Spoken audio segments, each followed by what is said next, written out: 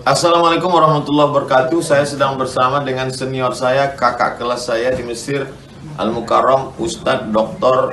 Damanhur Abbas. Nikmati kajian-kajian tausiah beliau yang bergizi, berkualitas di channel Ustadz Damanhur Abbas. Jangan lupa tonton, subscribe, like, share, and comment.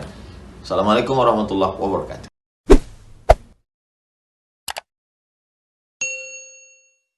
Assalamualaikum warahmatullahi wabarakatuh.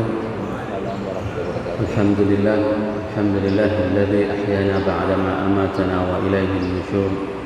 Asyhadu an la ilaha illallah lahu da'watul haqq harisun 'alaiha wa ujibat tabsyiri biha wa takum minkum ummati yad'una ila al-khair wa ya'muruna bil ma'ruf wa yanhauna 'anil munkar wa ulaika humul muflihun. وأشهد أن محمدا عبده ورسوله بلغ الرسالة وأدى الأمانة ونصح الأمة وكشف الغمة حتى أتانا اليقين ليلها كنهارها لا يزيغ عنها إلا هالك. اللهم صل وسلم وبارك وأنعم على حبيبنا وشفيعنا وزخرنا ومولانا محمد وعلى أزواجه أمهات المؤمنين وذرياته وآل بيته وأصحابه أجمعين. اللهم صل على روح سيدنا محمد في الأرواح وعلى جسده في الأجساد وعلى قبره في القبور وعلى آله وأصحابه أجمعين. رب اشرح لي صدري ويسر لي أمري واحلل عقدة من لساني يفقهوا قولي. أما بعد.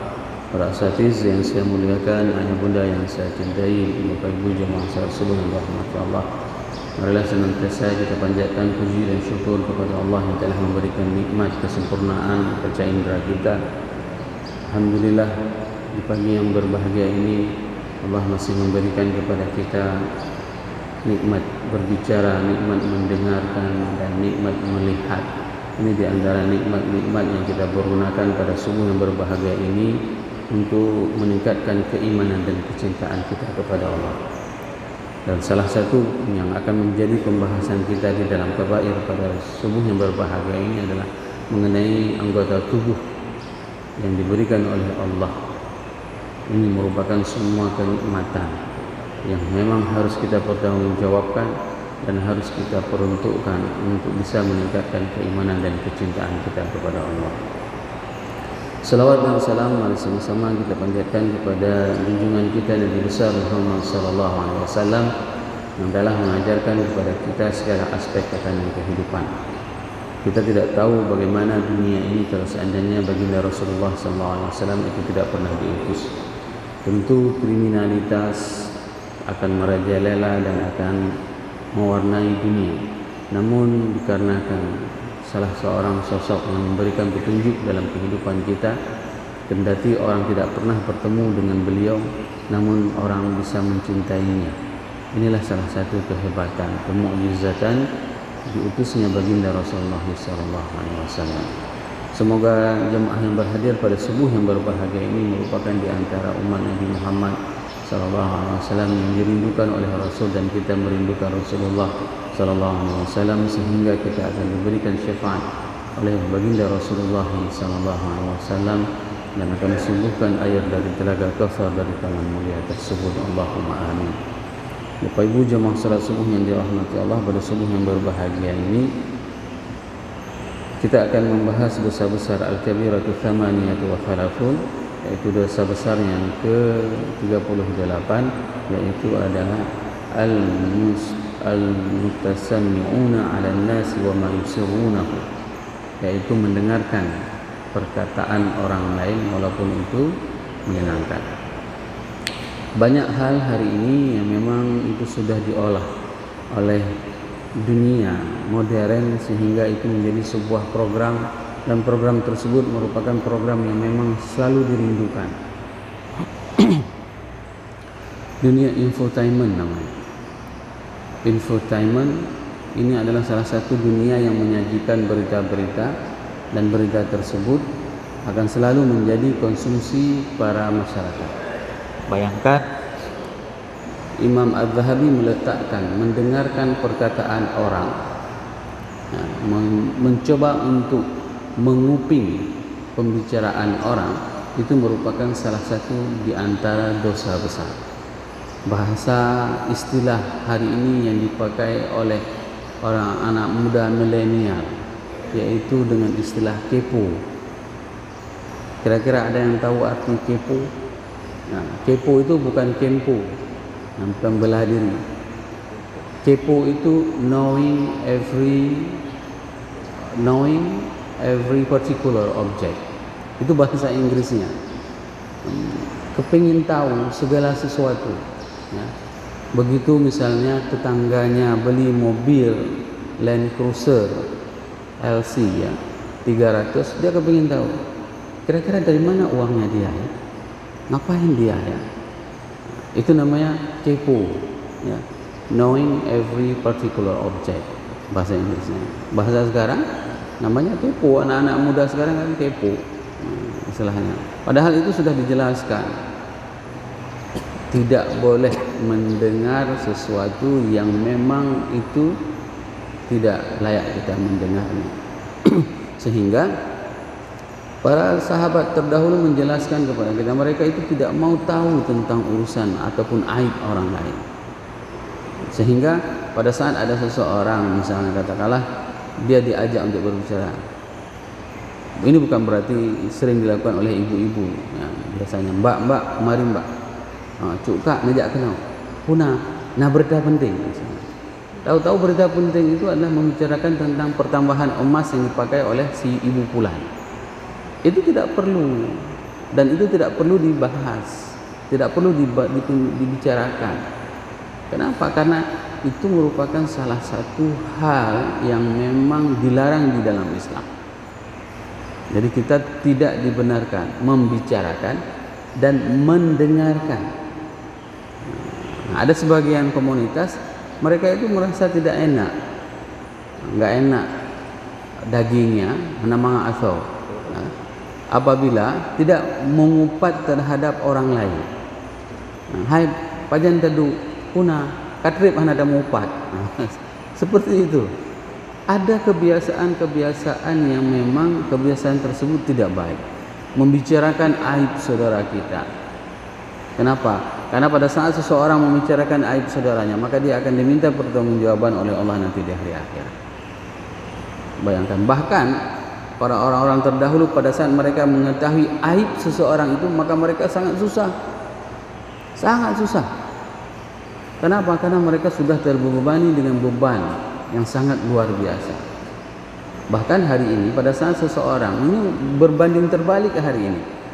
Hari ini pada saat orang punya sebuah aib itu menjadi kartu joker, kartu as, kartu apapun namanya. Supaya apa? Supaya dia bisa meras orang. Supaya dia bisa melakukan intimidasi terhadap orang yang diketahui aibnya. Islam tidak mengajarkan akhlak seperti itu. Bukan berarti pada saat kita mengetahui tentang sesuatu kejelekan yang dimiliki oleh saudara kita, itu tidak boleh kita beberkan. Dibeberkan kalau seandainya itu merupakan sebuah kezaliman. Kalau seandainya itu sebuah kezaliman, maka itu wajar disampaikan. Agar apa? Agar kezaliman tersebut tidak berlangsung lagi. Ini yang harus dibedakan. Tapi kalau hanya untuk memalukan, maka ini adalah sebuah dosa besar sebagaimana yang disebutkan oleh Imam Az-Zahabi di dalam kitab Al-Kabair. Hal yang sama Imam Az-Zahabi mengatakan di sini dalam kitabnya Al-Kabair, wa la'allaha laysat bikabirah. Semoga mendengarkan sesuatu ini bukanlah dosa besar. Hal seperti ini juga disampaikan oleh Ibnu Qayyim ya, di dalam kitabnya Al-Kabair. Semoga mendengarkan ini bukan termasuk di dalam dosa besar, tapi beliau meletakkan, menguping itu adalah salah satu dosa besar. Kendati dia sudah dirubah bahasanya dengan bahasa yang modern hari ini. Dengan bahasa yang modern seperti apa? Seperti yang saya sampaikan tadi, ada acara infotainment. Padahal acaranya itu adalah menguping, ya. Atau di dalam Al-Quran disebutkan sebagaimana firman Allah di dalam surat Al-Hujurat ayat 12, yaitu wala tajassasu. Ya, wala tajassasu, tajassus, memata-matai. Ya. Memata-matai itu adalah mencoba untuk mengetahui apa pembicaraan orang, untuk mengetahui apa yang dibicarakan oleh orang, apa yang sedang mereka lakukan, apa yang mereka perbuatkan. Nah, sebagian ulama tafsir membedakan antara tajassus dengan tahassus. Kalau tajassus itu mencoba mengorek sesuatu yang memang yang tidak baik. Kalau tahassasu itu sesuatu yang baik. Sebagaimana Nabi Yakub memerintahkan anak-anaknya.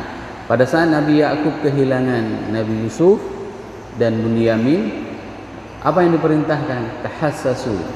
Ya, yaitu carilah, bersebarlah kalian untuk mencari berita tentang Yusuf. Nah, tentang Bunyamin, di mana keberadaan mereka, dan perintahnya dengan kata-kata tahassus. Nah, sebagian ulama yang lain mengatakan syariat pada saat itu dibenarkan tajassus, tahassus. Nah, syariat pada saat itu dibenarkan tahassus. Sedangkan hari ini itu menurut pendapat mufassirin yang lain, mereka mengatakan tahassus pun tidak dibenarkan sampai dengan hari ini, dikarenakan sama, mencari-cari berita tentang orang lain itu sama sekali tidak dibenarkan di dalam Islam. Kenapa itu tidak dibenarkan? Di antaranya ini adalah akan merusak. Pada saat sebuah syariat itu diberlakukan, maka syariat tersebut adalah untuk memproteksi kondisi lingkungan sebuah mujtama, sebuah masyarakat, dan masyarakat tersebut bukan hanya masyarakat pada saat itu, sampai kapanpun berlangsungnya kehidupan ini, maka syariat tersebut harus dipertahankan agar tidak hancur tatanan kehidupan. Bayangkan kalau seandainya hari ini di kampung kita itu ada, semua orang akan mencari berita orang lain, apa yang terjadi? Maka akan tersebar berita-berita yang tidak baik. Dan hari ini penyebaran tersebut bukan lagi melalui mulut, akan tetapi berita tersebut akan tersebar melalui jari jemari. Sangat mudah kan seseorang begitu dia mendapatkan berita di WA, lalu langsung dia forward ke grup-grup yang lain. Begitu dia forward ke grup lain, kita tanya, apa betul itu? Saya juga nggak tahu, Ustaz. Gampang sekali dia jawabnya. Apa benar berita seperti itu, Pak? Saya juga nggak tahu, Ustaz. Saya dapatkan seperti ini, langsung saya forward. Nah, bagaimana tanggung jawab nanti di hari akhirat? Cukup banyak kesalahan-kesalahan pemberitaan yang disampaikan. Cukup banyak. Maka berhati-hatilah dalam menyampaikan pemberitaan. Kenapa? Begitu juga dengan kita, pada saat kita sudah membacanya, kalau seandainya dia itu adalah benar, maka harus hati-hati kita menyimpannya. Harus hati-hati menyimpannya. Ini merupakan salah satu hal yang dilarang, sebagaimana firman Allah dalam surat Al-Hujurat. Bapak Ibu jemaah yang dirahmati Allah. Wa qala Nabi sallallahu alaihi wasallam, sebuah hadis ya, riwayat Imam Bukhari. Wa qala Nabi sallallahu alaihi wasallam, man istama'a ila hadithi qaumin wa hum lahu karihuna subba fi udhunayhi unuqun yaumal qiyamah. Barang siapa yang mendengarkan berita seseorang dan dia tidak menyukai berita tersebut didengarkan, maka subba, maka Allah akan menuangkan fi unuqihi, ya, udhunihi unuqun yaumal qiyamah. Maka Allah akan menuangkan di telinganya hari akhirat dengan timah yang mendidih. Dahsyat. Kenapa? Karena inilah al-amal jinsun minal jaza. Perbuatan itu sesuai dengan apa yang dilakukan. Apa yang dilakukan oleh kuping? Dia mencoba untuk mendengarkan. Maka jazanya, balasannya itu adalah pada saat dia melakukan sesuatu yang tidak disukai oleh orang lain, maka balasannya kuping tersebut akan dituang dengan timah yang mendidih. Sengaja disebut anggota tubuh. Dikarenakan apa? Dikarenakan anggota tubuh tersebutlah yang melakukan kemaksiatan kepada Allah. Dan kita sudah membahas, pada saat kita membahas tentang neraka, ada sebagian ayat yang menjelaskan anggota tubuh mana saja yang akan disiksa. Kenapa? Karena anggota tubuh tersebutlah yang melakukan kemaksiatan kepada Allah. Hal yang sama, Allah memberikan kepada kita telinga. Maka pada saat kita mempergunakan telinga untuk mendengarkan sesuatu yang tidak disukai oleh orang lain, dan kita akan menyebarkan berita tersebut, maka telinga tersebut akan dituangkan dengan timah. Padahal telinga ini sangat luar biasa, Bapak Ibu jemaah yang dirahmati Allah. Sangat luar biasa pendengarannya.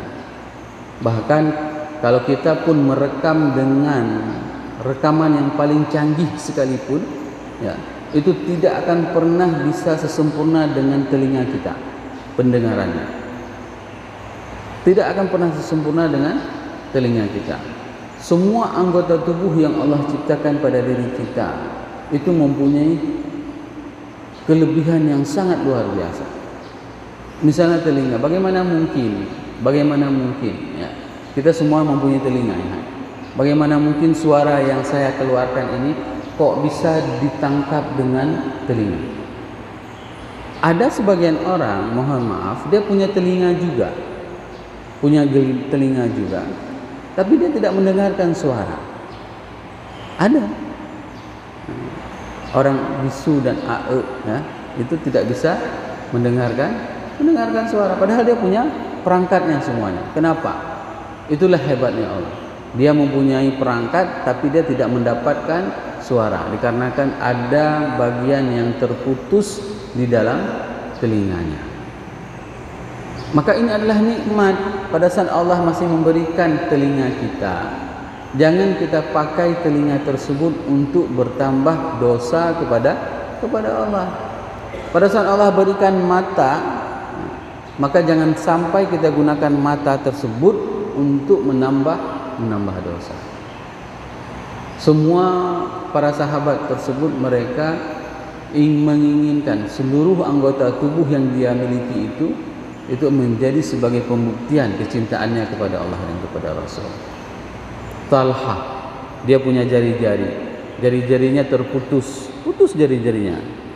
Talha, ya, orang yang memberikan pundak kepada Rasulullah. Pada saat Rasul ingin naik ke Gunung Uhud, dalam peperangan tersebut ingin bersembunyi di celah-celah Gunung Uhud, nggak bisa naik ke atas karena pakai baju besi 2 lapis baju besi dipakai sama Rasul. Begitulah ikhtiar, ya, usaha yang dilakukan oleh Rasulullah. Pada saat tidak bisa naik, Talha memberikan pundaknya untuk diinjak oleh Rasulullah SAW. Seluruh anggota tubuh mereka bermanfaat untuk memperjuangkan agama ini. Ditolaknya Rasul sehingga Rasul bisa manjat naik ke Gunung Uhud, dan dia bangga dengan jari-jarinya yang patah, yang putus. Kenapa? Dia putus jari-jarinya tersebut pada saat perang Uhud. Jadi mereka semua menjadikan seluruh anggota tubuhnya itu adalah pengabdian terhadap perjuangan agama Allah ini. Mereka membuktikan mata mereka, kuping mereka, telinga mereka, lidah mereka, itu semuanya digunakan untuk memperjuangkan agama Allah. Bayangkan bagaimana indahnya kita. Dengan lidah kita bisa membedakan antara rasa asam, manis, pedas, ya. Padahal strukturnya sama semuanya, lidah seperti ini. Tapi kok bisa kita membedakan rasa kecut? Begitu juga dengan hidung. Hidung kita bisa membedakan aroma. Mana aroma buburing, ya, mana aroma pli, mana aroma kari. Padahal hanya lewat begitu saja. Tapi kok bisa membedakan aroma busuk? Ini adalah nikmat yang Allah berikan kepada kita di dalam tubuh kita, sehingga nikmat tersebut haruslah kita pergunakan. Kita pergunakan untuk bisa meningkatkan keimanan kita kepada Allah, kecintaan kita kepada Allah. Jangan sampai nikmat tersebut akan mendapatkan azab nanti di hari akhir. Ini merupakan salah satu hal yang memang harus kita wanti-wanti. Berapa banyak di antara kita pada saat Allah berikan nikmat telinga tersebut, nikmat lidah tersebut, nikmat mulut tersebut, bahkan Allah menjelaskan pada saat menjelaskan mulut, syafatain katanya. Dan Allah menciptakan manusia itu dengan 2 buah bibir. Bisa kita bayangkan kalau seandainya Allah ciptakan cuma 1 bibir kita, kayak mana rasanya kira-kira orangnya? Kalau ngomong bibirnya cuma di bawah atau bibirnya cuma di atas, kira-kira enak dipandang? Enggak. Bisa dia berbicara? Enggak. Maka Allah sendiri yang mengatakan bahwasanya ini adalah kelebihan yang diberikan kepada kita makhluk yang dinamakan dengan manusia.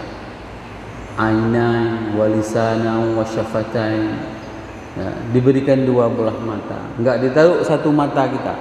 Seandainya ditaruh di tengah mata kita itu, ya, seperti orang ngebor tambang, matanya cuma 1 bola lampunya. Nah, coba kita diberikan 2 buah mata, diberikan lisan, diberikan 2 buah bibir.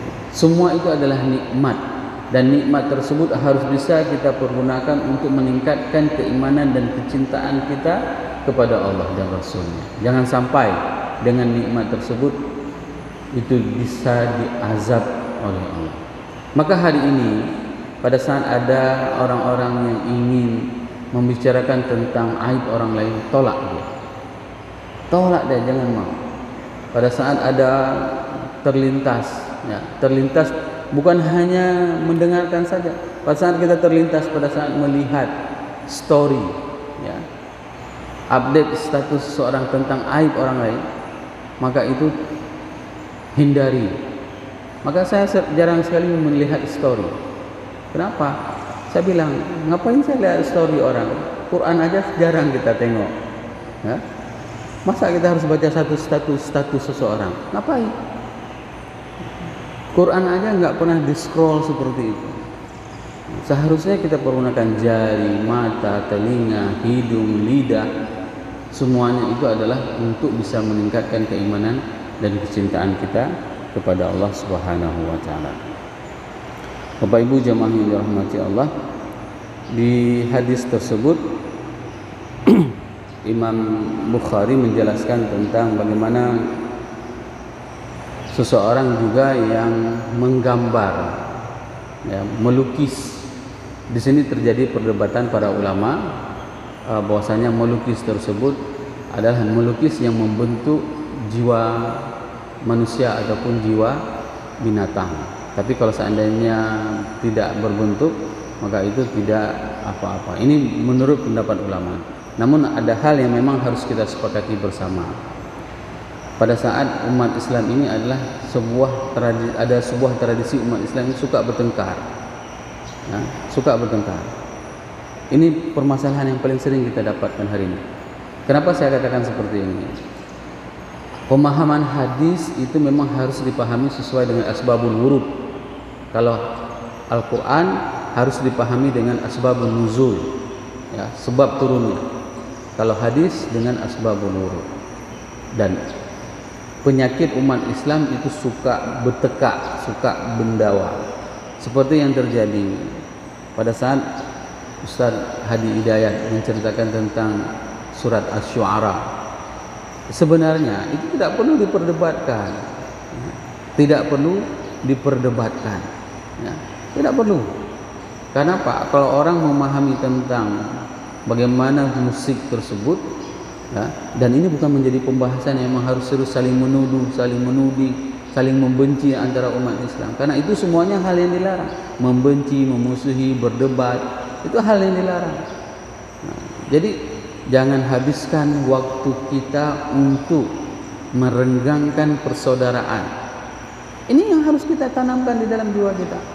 Berapa banyak hari ini sifat-sifat seperti itu masih tertanam di dalam jiwa kita dengan subur. Dengan suburnya, begitu sedikit berbeda dengan orang, langsung mengklaim, langsung pakai stempel. Nah, oh dia bukan dari golongan kami, oh dia itu nggak jelas Ustaz. Ini yang paling bahaya. Padahal membenci itu sama sekali tidak benar. Suka melabelin orang, mengatakan kepada orang ustaz syubhat, ya. Entah apa-apa dia mengatakan kepada orang lain. Padahal mengatakan kepada orang lain, kalau kita tidak sanggup membuktikan, itu adalah fitnah. Kalau dia tidak sanggup, kalau misalnya dia itu benar, maka itu adalah ghibah.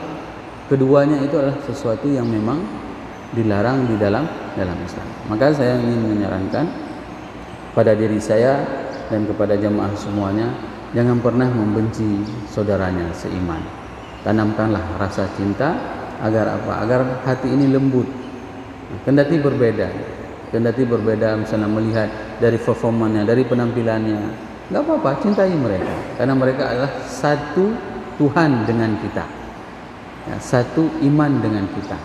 Jadi tidak perlu kita ungkapkan rasa benci kepada saudara seiman kita. Semoga apa yang saya sampaikan ini bermanfaat kepada diri saya dan kepada jemaah semuanya. Insyaallah kita akan membahas dosa besar yang berikutnya, yaitu tentang al-li'an pada waktu yang pekan yang akan datang. Subhanakallahumma bihamdik asyhadu an la ilaha illa anta astaghfiruka wa atubu ilaik. Assalamualaikum warahmatullahi wabarakatuh.